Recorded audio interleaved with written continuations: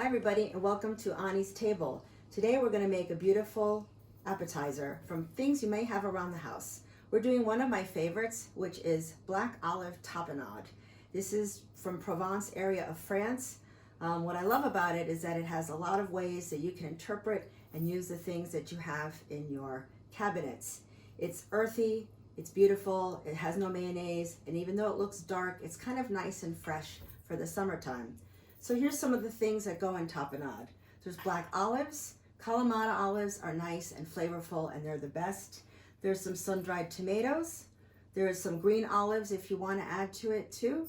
There's tuna fish, and I recommend if you're going to use tuna fish in your tapenade to buy tuna fish packed in olive oil. You can find that in the grocery store section or in a specialty food store. We have anchovies, which are optional, but you'd be surprised at the beautiful earthiness that they add to tapenade. We have capers and a little bit of the caper brine, a little bit of red chili flake here, and a little bit of sea salt. This particular sea salt has a little bit of orange zest in it, which I find has a lot of nice flavor to it. Tapenade couldn't be any easier to make. So the easiest way at home is to throw everything into the food processor and just keep spinning and spinning, scraping it down with a spatula, and you'll get a beautiful product. If you want something that's a little bit more authentic, get your mortar and pestle out and do it the way that they've always done in France. And that is, you take your olives and your, some of the black olives we're gonna put in here. We're gonna put some of our sun-dried tomatoes and a little bit of this sea salt, some red pepper flake. I'm going to put a little bit of this tuna in, not too much. And again, you don't have to use tuna fish at all. I happen to love anchovies. I love the flavor that they give.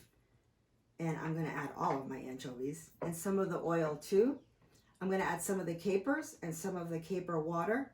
I'm going to add a little bit of oil, and I'm going to do a little bit of orange zest. And the orange zest really brightens up all of these flavors that are just really wonderful. And then if you want to, you can also squeeze some of the orange juice into here. And you always want to make sure you don't go too far into the white, or you'll get a little bit of bitterness with your orange. Scrape this beautifully. Then we're going to take our pestle and we're just going to grind this nice together. So this is going to be a little chunkier than the one in the food processor. And so it's to your liking. If you want it nice and smooth, you want to do it in the processor. And if you want it a little chunkier, we're going to do it just like this. I'm going to grab a little spoon. And we're going to take some bread. We have some lovely crostini. We just sliced up some bread. We brushed some sea salt and olive oil on it in the oven for a few minutes, and we have a lovely cracker here. We also have some nice vegetables. We can use cucumbers for dips, and a lovely way that I love to use beets for beet chips is I take raw beets and I slice them a little bit thicker. I leave the skin on, and they make a really delightful way to have something like tapenade, and the beet and the sweetness of the beet will cut through the earthiness. So here's your two ways to enjoy tapenade. You can have a nice rustic sort of little chunkier way to do your tapenade here. I'll put a little flour on that. And then the other way is to take the traditional way in a food processor, and you'll find that it's a lovely spread.